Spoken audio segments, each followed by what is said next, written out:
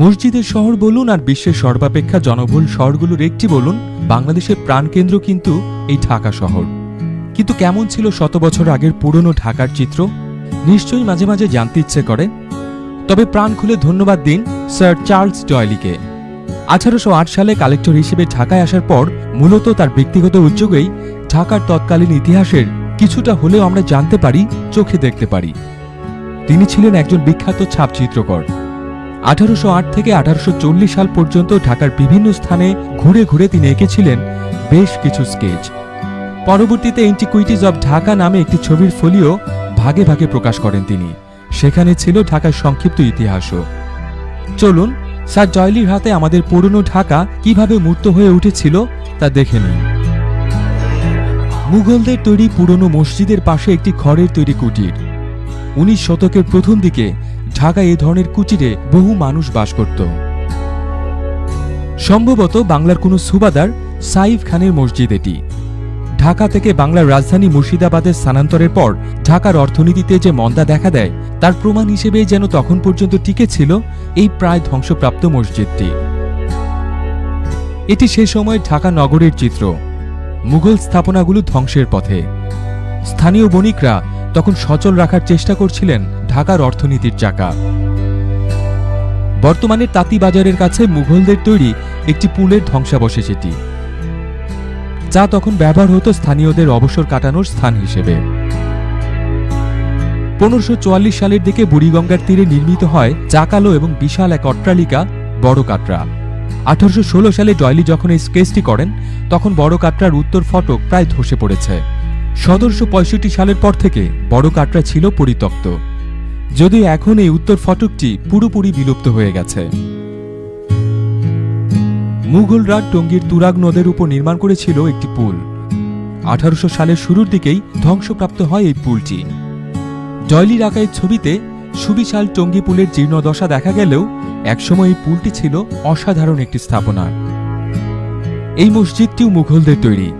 ঢাকার শহরতলিতে নির্মিত এই মসজিদটি রক্ষণাবেক্ষণের অভাবে তখনই প্রায় পরিত্যক্ত হওয়ার পথে, যদিও এই মসজিদটি কোথায় ছিল তা জানা যায়নি।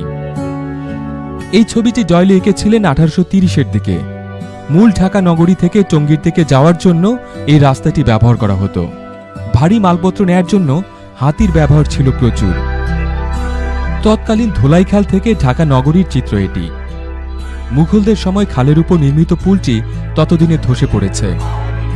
পুরনো কিছু দালান তখনও টিকে ছিল কোনো মতে। এটি ছোট কাটরার ছবি। বড় কাটরার পাশেই বুড়িগঙ্গার তীরে 1671 সালে নির্মিত হয় ছোট কাটরা। 1817 সালে ডয়েলি স্কেচটি করেছিলেন। ওই সময়ের মধ্যে ছোট কাটরার অবস্থাও জরাজীর্ণ হয়ে পড়েছে।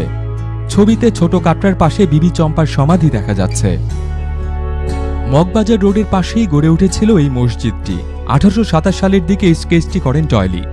ততদিনে মসজিদটির কিছু অংশ ধসে পড়েছে বুড়িগঙ্গার পানিতে। এরপরও মসজিদটি অসাধারণ সুন্দর ছিল বলে জানান ডয়েলি। 400 বছর আগেও চকবাজার ছিল জমজমাট একটি ব্যবসা কেন্দ্র। এটি ছিল সামাজিক মিলন কেন্দ্রও। এখানে মুঘল আমলে দাসদাসী কেনাবেচা করা হতো বলে ডয়েলির বর্ণনা থেকে জানা যায়। ছবিতে চকবাজারের পেছনে হোসেনি দালানের অংশবিশেষ দেখা যাচ্ছে।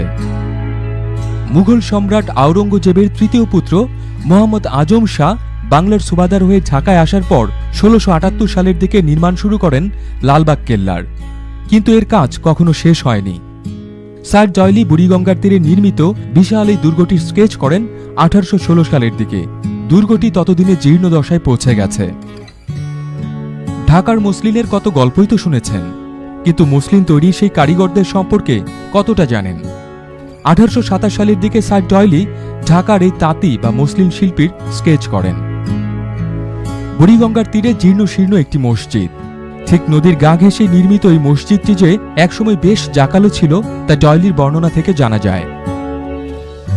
বাংলার সুবাদার মীর জুমলা ঢাকা থেকে 5 মাইল দূরে পাগলা নদীর উপর একটি সুন্দর পুল তৈরি করেছিলেন। নদীর দুপাশে ছিল বেশ কিছু টাওয়ার, যেখানে ডাকাতদের কাটা মুন্ডু ঝুলিয়ে রাখা হতো। 1817 সালে ডয়েলি স্কেচটি করেন। ততদিনে পাগলার পুল ধ্বংসস্তূপে পরিণত হয়েছে। 1817 সালে পাগলার পুলের এই স্কেচটিও করেন ডয়েলি। এটি বড় কাটরার দক্ষিণ ফটকের ছবি। 1823 সালের দিকে স্যার ডয়েলি যখন এই স্কেচটি করেন ততদিনে বড় কাটরা ধ্বংসের প্রান্তে এসে পৌঁছেছে। তবে দক্ষিণ দিকের এই ফটকটি উত্তর ফটকের তুলনায় বেশ ভালো অবস্থায় ছিল। ভিডিওটি দেখার জন্য আপনাকে অসংখ্য ধন্যবাদ। ভিডিওটি ভালো লাগলে লাইক দিন, শেয়ার করুন, যুক্ত হন আমাদের ফেসবুক এবং টুইটার পেজে।